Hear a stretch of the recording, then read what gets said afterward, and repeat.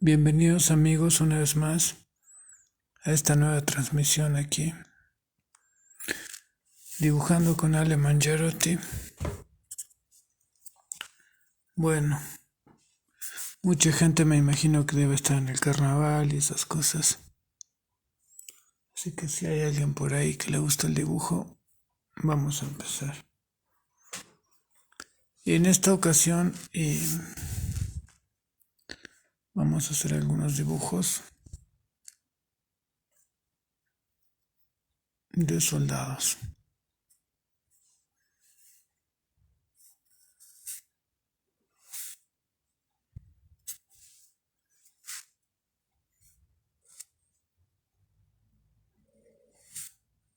Bueno, lo que podemos decir es que la Segunda Guerra Mundial empezó en el año 1939 y exactamente comienza cuando Alemania invade Polonia. Aunque según mi punto de vista, la guerra había empezado un tiempo antes porque Italia también tuvo mucho que ver en esto. No olvidemos que Italia entró en varios países del África. Por aquel entonces abundaban las dictaduras totalitarias, tanto de derecha como de izquierda. Las de derecha primero empezaron en Italia con el fascismo. Luego pasaron a España y Alemania, principalmente. Y las comunistas que estaban en todo lo que era Rusia.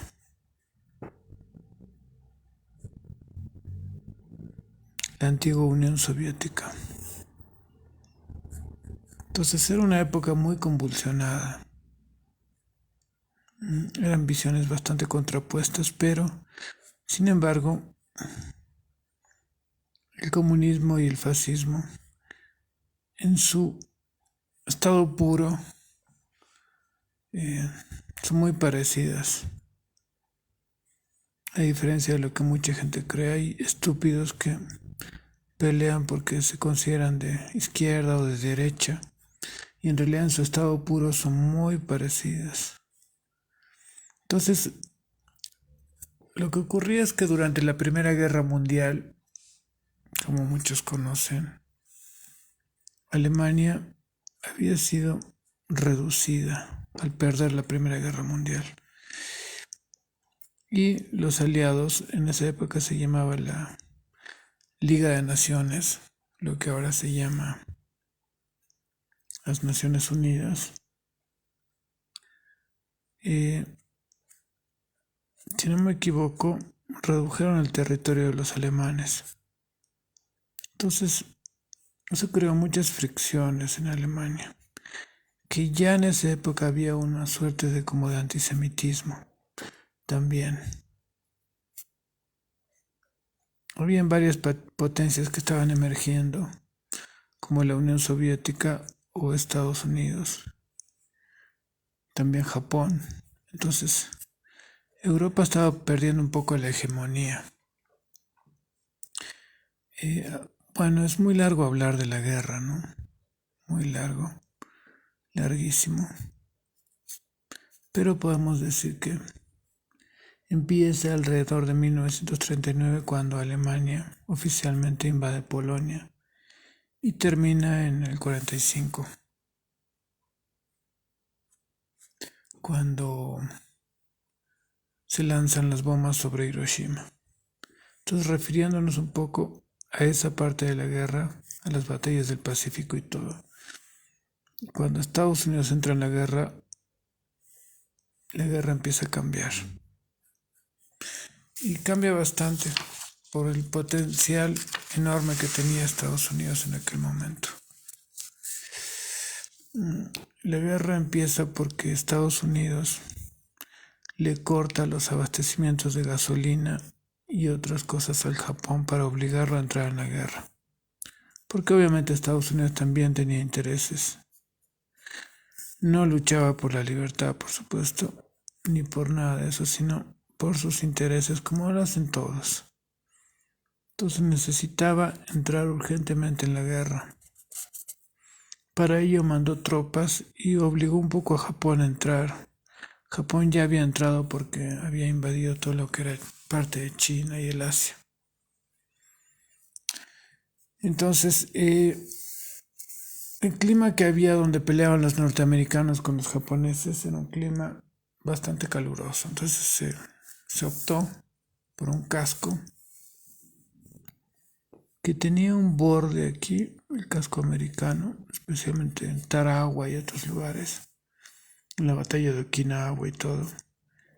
Y era un casco que tenía camuflaje.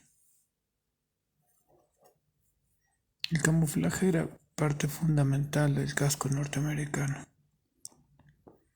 ¿no? Era muy interesante para ocultarse en la selva, las regiones muy calurosas. Tenía obviamente una tela y un tirante para atárselo a la barbilla y el mentón. La guerra obviamente es algo terrible, ¿no? Pero había que protegerse. El sector de la cabeza. Eh, Fue una guerra terrible la que disputaron Estados Unidos y Japón en el Pacífico, que incluso cuando Alemania se rindió,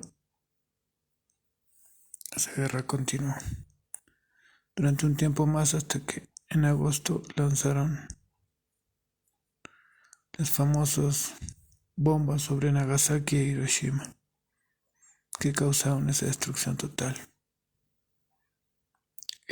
La razón por la cual lanzaron esas bombas estaban destinadas a Alemania, pero como Alemania se rindió, se las lanzaron al que quedaba, que era Japón. Se decía que Japón todavía tenía armamento suficiente para pelear unos 5 años más. La invasión de Tokio se había proyectado como una invasión que costaría la vida a 1 millón de hombres. Era obviamente una batalla totalmente a muerte, ¿no? Donde no iba a quedar ni un soldado en pie del Japón. Sabiendo el espíritu guerrero que tenían los japoneses, se había calculado que la invasión costaría 1 millón de hombres. Pero con las bombas, pues no costaría tanto, ¿no? Entonces se lanzó la bomba con terribles consecuencias, como todos ya sabemos.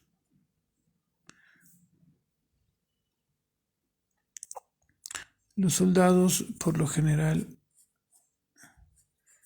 es bueno hacerlos con la barba medio crecida. Bueno, en la guerra de Vietnam también se vio eso.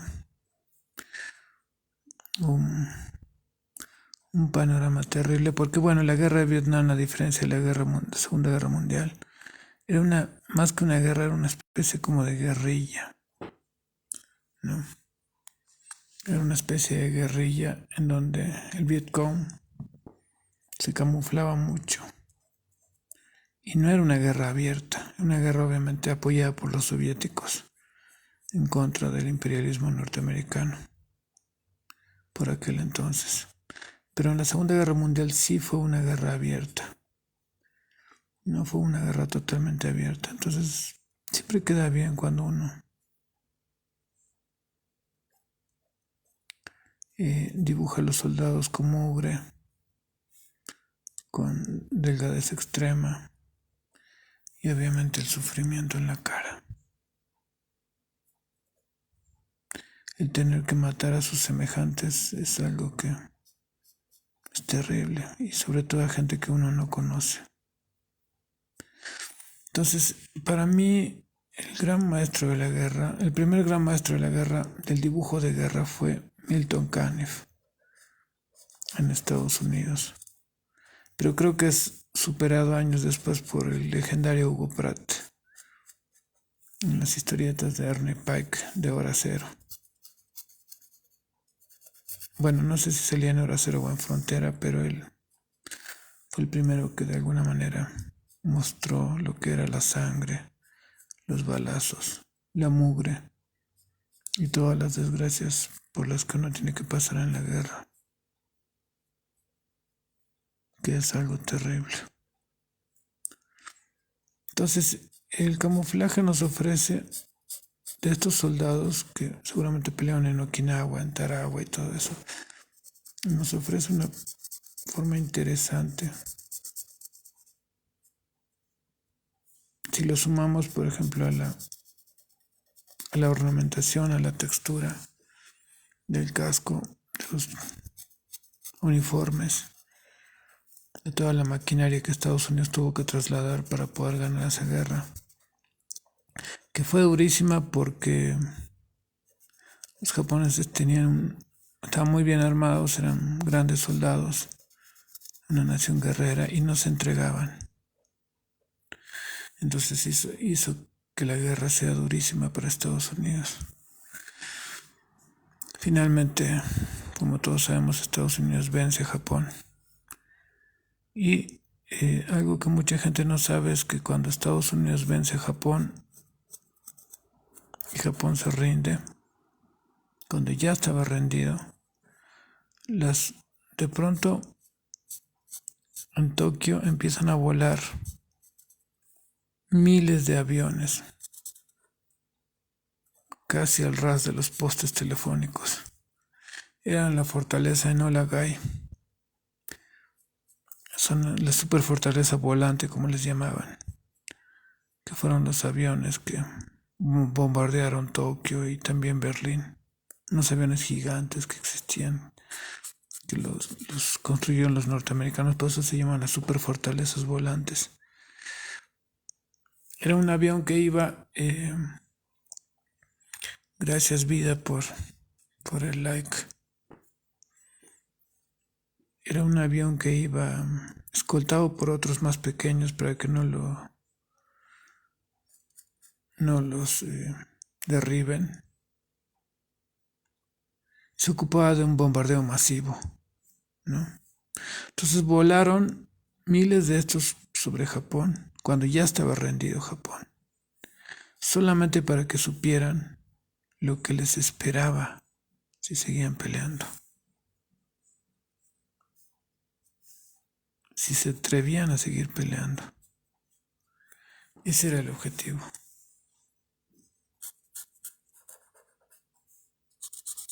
Entonces el traje de estos soldados, el casco, casi siempre era camuflado, tenía muchos un pucho, obviamente, unos tirantes para agarrárselo en el mentón, y el traje también estaba camuflado. Es muy interesante todo lo que es armamento de guerra.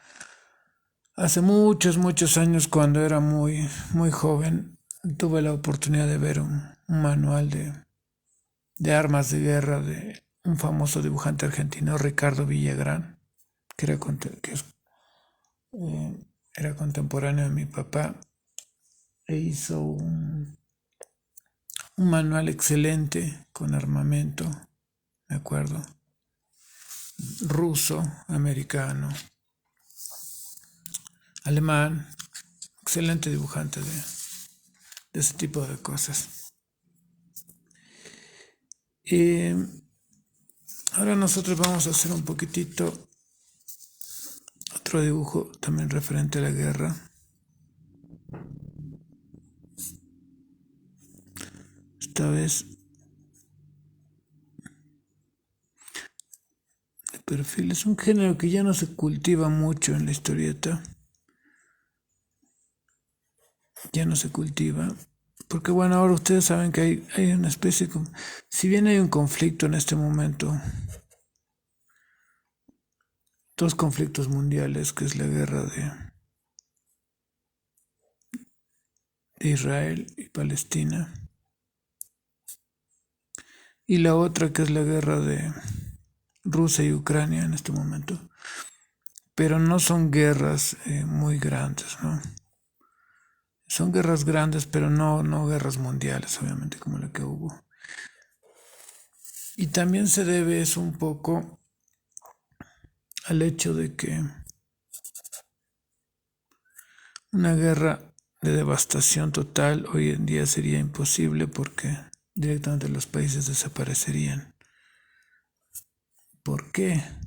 Sería la pregunta. ¿Por qué existen armas de destrucción masiva como las armas nucleares que durante la Primera y Segunda Guerra Mundial no existían? Salvo al final, que Japón se tuvo que rendir definitivamente cuando le lanzaron estas bombas, porque bueno, como ustedes saben, la energía nuclear es imposible de contener. Acá en este caso, nosotros estamos haciendo esta vez otro soldado de perfil.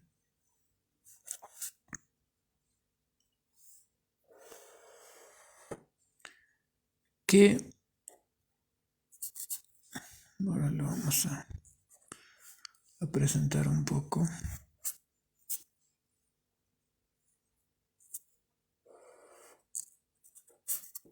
Está un poco lleno de tinta este marcador. Como les había dicho, yo trabajo mucho con marcadores cuando hago los dibujos en vivo. Y tienen la característica de estos Faber-Castell de que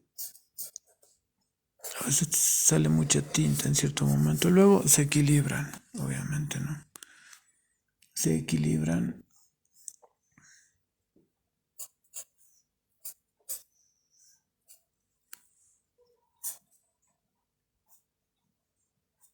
Y luego obviamente se acaban. Tienen como 3 etapas. Una en la que el marcador es muy fino. La segunda en la que empieza a salir demasiada tinta. Y la tercera en la que se equilibra para finalmente acabarse. Entonces en este caso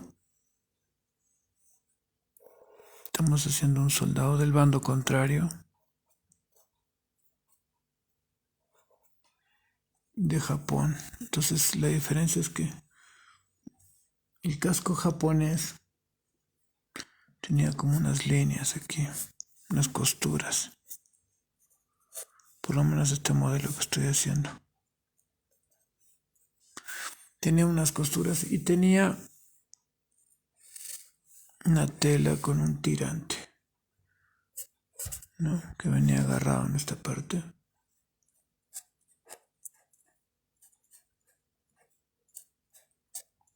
Con el nombre ahí, probablemente.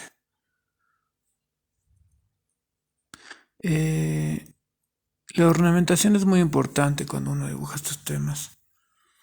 No, también tenía obviamente el tirante clásico.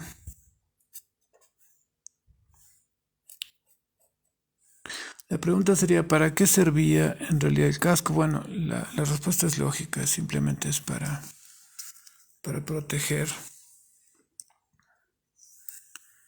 la cabeza, el cerebro especialmente, ante explosiones. Cuando explota una bomba o se lanza un mortero o algo, casi siempre hay fragmentos, ¿no? O en los bombardeos también. Hay fragmentos de bala, de metal y de cosas por el estilo.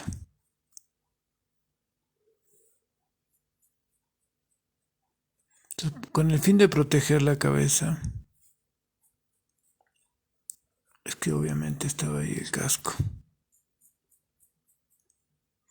Los cascos variaban mucho de un ejército al otro. Pero obviamente siempre se prestan a la parte anatómica. En ese sentido son todos parecidos, pero con ligeras diferencias entre un ejército y otro. Un casco muy recordado es el casco alemán, que era muy distinto del casco americano, que era más abombado y camuflado. Generalmente se camuflaban cuando estaban en regiones como la que estaba el ejército norteamericano, ¿no?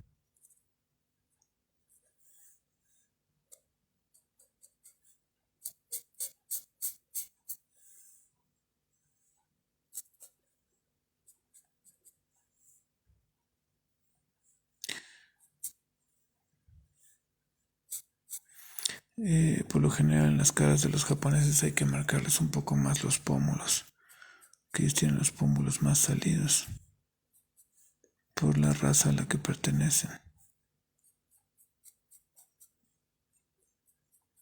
También se le puede hacer un poco de barba, que no tienen tanta obviamente como los occidentales, como tenían los norteamericanos, pero también tenían.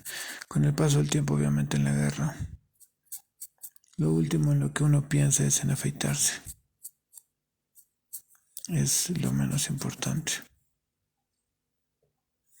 Pero tenía esta característica el casco japonés, ¿no? Tenía esta característica tan interesante, a diferencia del casco americano.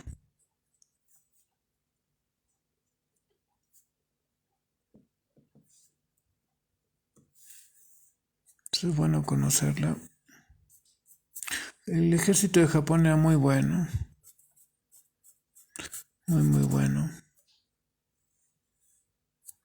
Uno de los mejores, de hecho. El problema es que Japón no contaba con los recursos y la cantidad de hombres suficientes, pero sí estaba dispuesto a sacrificarse completamente. Eran un poco crueles, obviamente, porque en la guerra todos son crueles, pero era un ejército muy bueno, de los mejores que había.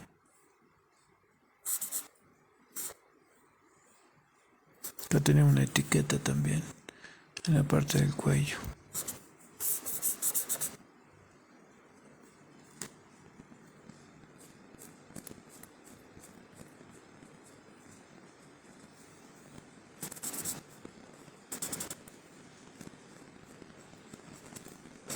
Entonces, la diferencia básica en el casco era esa.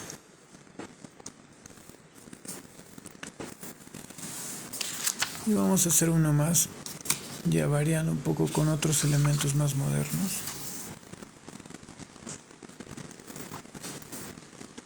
Sobre los cascos.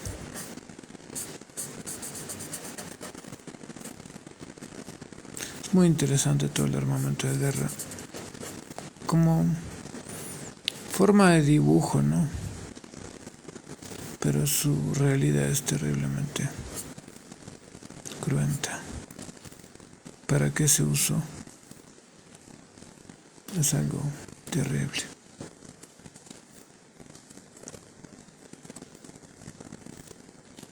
Finalmente, cuando Japón pierde la guerra, queda sin ejército.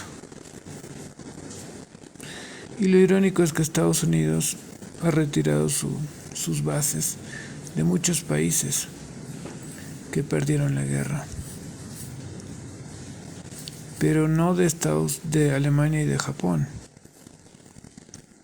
No lo sacó de ahí hasta ahora.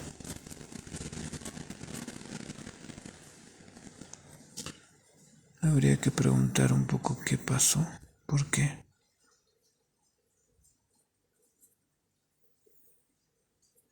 Entonces acá tenemos un soldado. Vemos que la cara del soldado empieza a cambiar mucho, porque la persona empieza a enloquecer.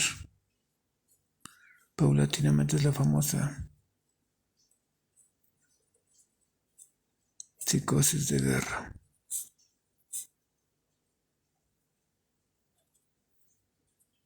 La persona evidentemente empieza a enloquecer al tener que hacer todo eso. Eso se ve mucho en la película Rambo, ¿no? En la parte final, cuando Rambo explica qué es lo que él siente.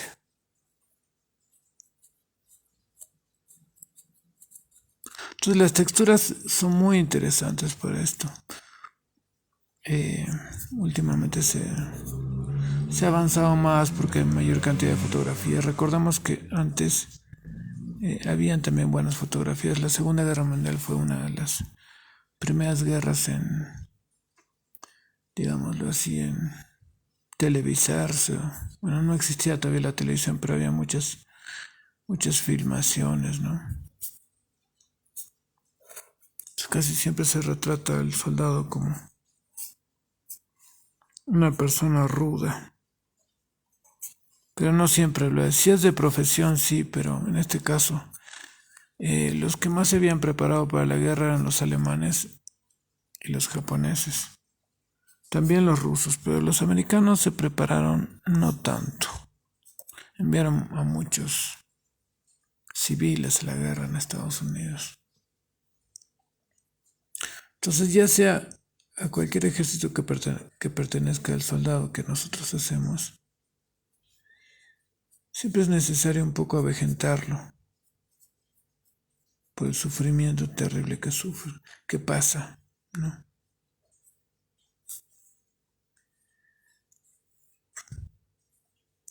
Que obviamente repercute de una manera terrible en el rostro. Repito, las moscas, la mugre, todos esos aspectos son importantes en la cara de un soldado y en la vestimenta.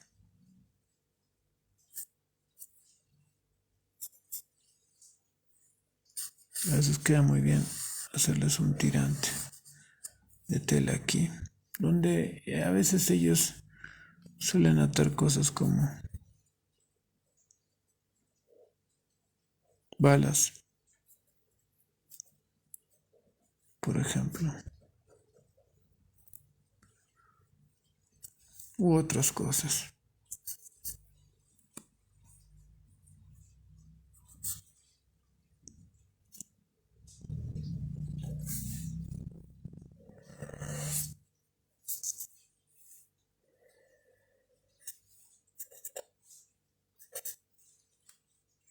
También es interesante hacerle como desgastes en la lona que tiene el casco.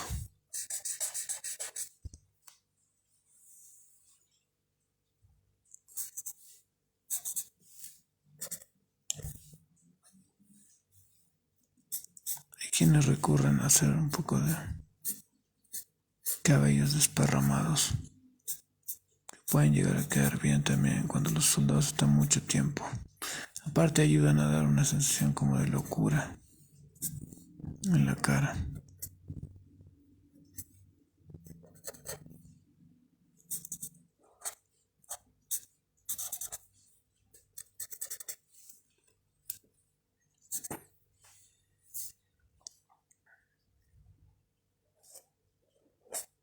Casi siempre muchos de los cascos tienen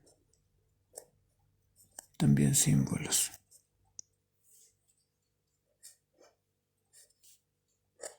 Del país.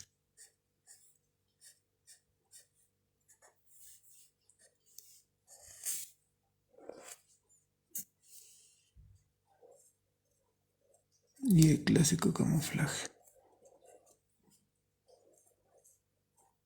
Bueno, como ustedes saben, hablando un poco de la Segunda Guerra Mundial, los alemanes empezaron ganando la guerra,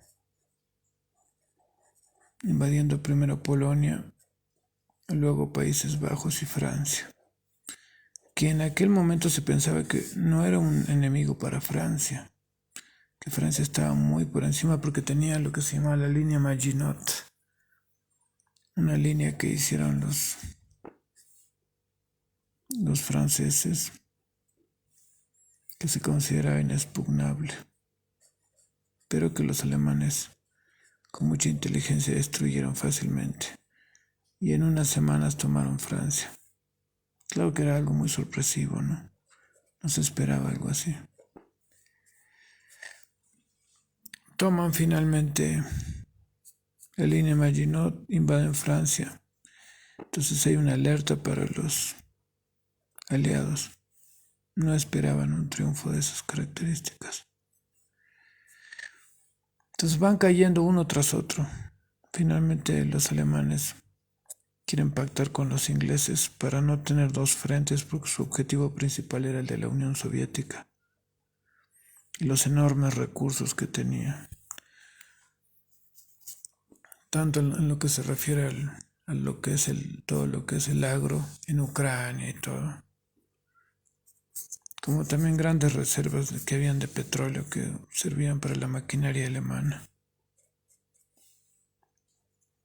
Entonces, finalmente, Inglaterra no quiere pactar con Alemania. Y eran dos frentes, ¿no? Dos contendientes. Uno era las fuerzas del eje integradas por Alemania, Italia y Japón principalmente, pero también habían otros como Hungría, por ejemplo. Y el bando aliado, que era Inglaterra, obviamente, con todos sus aliados y satélites como Australia, Canadá, Estados Unidos, Rusia y todo el resto de los países, incluyendo Francia, la mayor parte de los países de Europa, etc. Más o menos se calcula que era el 90% de la humanidad contra el 10%, que era Alemania, el principal rival, que era más fuerte que Japón todavía.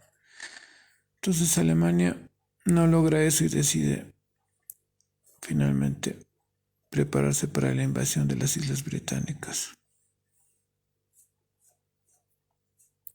Y tiene que pelear en dos frentes, lo cual no aterraba de alguna forma un poco a sus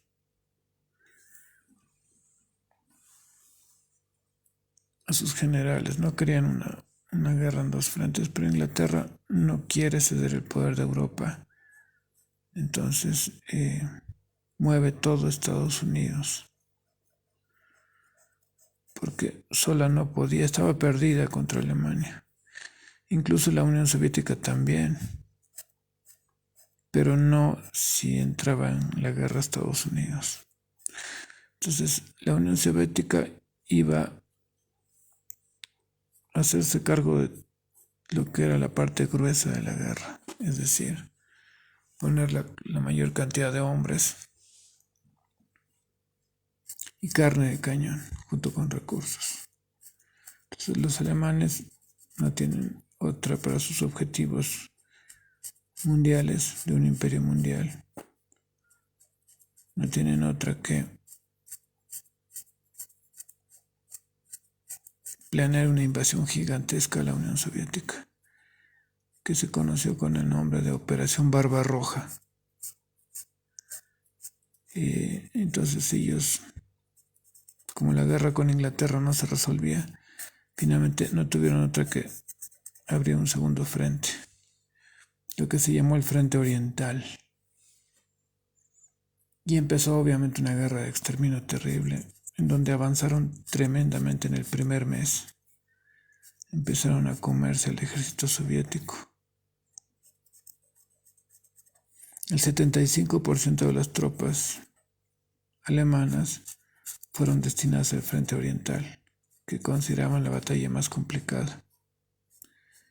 Y aplastaron al ejército soviético, tal vez llegando a su punto máximo de estrategia, con la toma de Kiev, que fue una obra maestra de estrategia militar. Y avanzaron. En 3 meses tenían que estar ya tomando la Unión Soviética con las famosas Blitzkrieg, que son, creo que lo pronuncio mal, pero se llaman guerra relámpago. Así habían conquistado la mayor parte de Europa. Mientras tanto, su guerra con Inglaterra seguía. Inglaterra pendía de un hilo, obviamente, ¿no? Se volcaron todo su potencial a la Unión Soviética y invadieron gigantescas extensiones utilizando las maniobras en pinza, que siempre les funcionaban. Con poca cantidad de soldados capturaban territorios enormes. Y así continuaron hasta que finalmente empezaron las lluvias de otoño y se les empantanaron los ejércitos.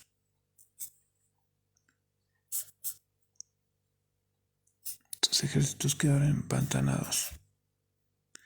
Luego una gran nevada nos ayudó a poner la pesada maquinaria alemana otra vez en marcha. Pero la temperatura bajó a menos 20 bajo cero y luego a menos 40. Con viento eso se transformó en un infierno. Y casi al llegar a Moscú, cuando ya se divisaban, quisieron rodear la ciudad incluso, quedaron completamente parados. El ejército alemán quedó congelado. Y obviamente vino la contraofensiva rusa en diciembre,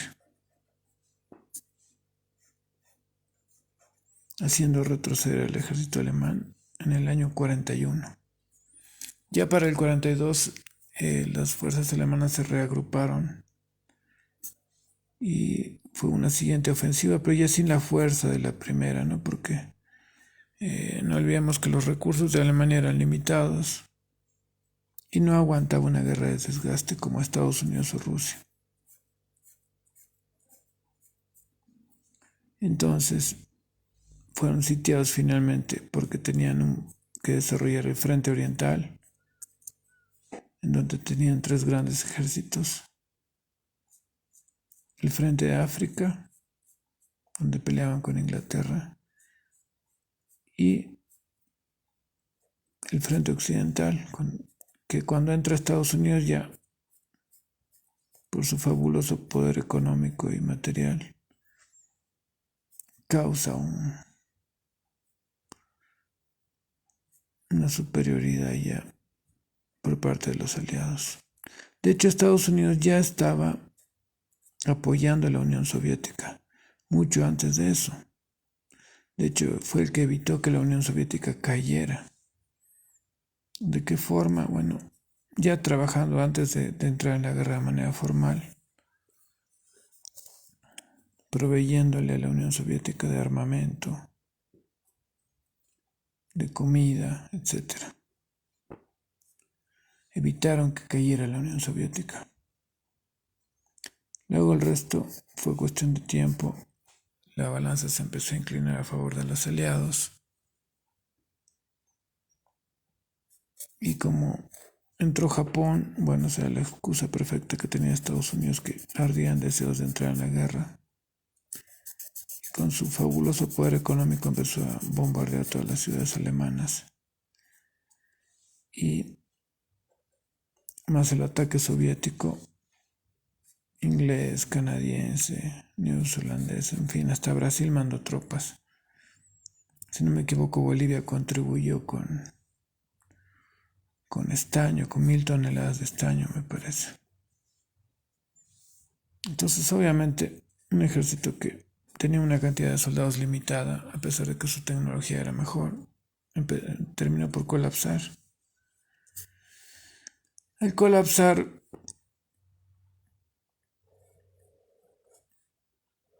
Estados Unidos finalmente pudo volcar toda su energía en Japón y lo desintegró, literalmente, con las bombas nucleares. Porque los japoneses no se iban a rendir, por supuesto. Ellos pensaban que la única forma en la que se podían rendir era con algo terrible, que fue la bomba nuclear, que la inventó ese asesino de Oppenheimer, ¿no? Que le hicieron una película casi de homenaje a alguien que fue un delincuente terrible y un genocida, pero que está retratado casi como si fuese un héroe, que nunca fue. Y La persona que redactó la carta a Roosevelt para crear la bomba nuclear fue nada más y nada menos que ese falso genio, que nunca fue un genio, que fue Albert Einstein, que es retratado como el creador de la teoría de la relatividad, que no creó él, sino que es plagio de autores anteriores que él robó. Si no me equivoco, el primero fue un italiano y él tuvo acceso a esa publicación y sacó su famoso fórmula, que no es de él tampoco. Un perfecto farsante. Y en las películas siempre lo hacen ver como que él se arrepiente de haber sido uno de los artífices de la bomba nuclear, pero en realidad nunca se arrepintió. Nunca se arrepintió para nada. Pero es retratado como si se tratara de un ser extraordinario, pacífico y bondadoso, cuando no puede ser pacífica una persona que manda una carta al presidente con la influencia que él tenía para crear el proyecto Manhattan. Claro que con esa cara de delfín jubilado que tenía. Además, cualquiera que lo ve se da cuenta que ese hombre no es un genio. Para nada. ¿Quieren ver la cara de un genio? Vean la cara de Ramanujan, matemático hindú. Esa es la cara de un genio. No la cara de un ladrón y uno de los máximos genocidas en la historia de la humanidad como Albert Einstein, que es retratado como un genio, que contribuyó a una crisis terrible, ¿no? Y encima nunca creó ninguna teoría de la relatividad ni nada, porque estaba basada en fundamentos que no le pertenecían a él. Pero, como la historia siempre la cuentan los que la ganan, por motivos que sería muy largo explicar, es que él es retratado de esa manera hoy en día. Pero quienes saben la verdad obviamente repudian a él tanto como a ese asesino llamado Oppenheimer, otro hombre nefasto en la historia de la humanidad, que recibieron más reconocimiento que los pobres soldados que dieron su vida en esa guerra, que solo tienen la estatua del soldado desconocido, pero que fueron quienes verdaderamente se sacrificaron, ¿no?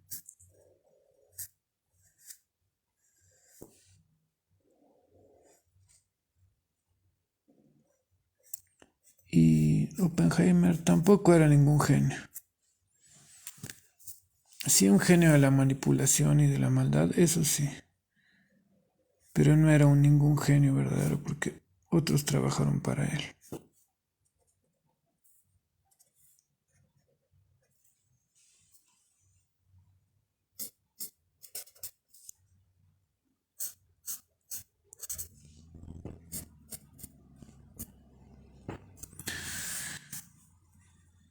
Muy bien. Entonces, tenemos un poco, más o menos las características que se le pueden dar al casco. Un casco un poco más dinámico. Y bueno, lo que les decía, las caras con ciertos detalles, con mugre, con mucha textura, barba medio crecida, el cigarrillo, la ropa camuflada, camuflaje, las balas tal vez. Aquí a veces algunos soldados también anotaban cosas en los cascos, lo cual el nombre de su novia, o por ejemplo como en el caso del demonio negro, un famoso piloto alemán del Frente Oriental, que básicamente colocaba el nombre de su novia en el avión. Pero el asunto es que sea una personalidad desordenada también. Tiene que reflejar un poco eso. Con arrugas torturadas. ¿Sí?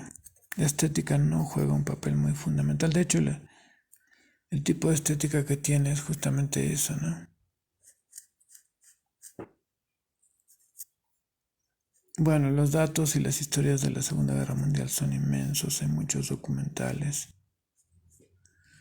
muchísimos. Les invito a que investiguen, que no se queden con la versión oficial que dan los que ganaron la guerra. Siempre hay que dudar de todo. Porque obviamente solo hablan de lo que les conviene. En mi caso recibí información casi de primera mano de alguien que peleó ahí y que cuenta una historia muy distinta.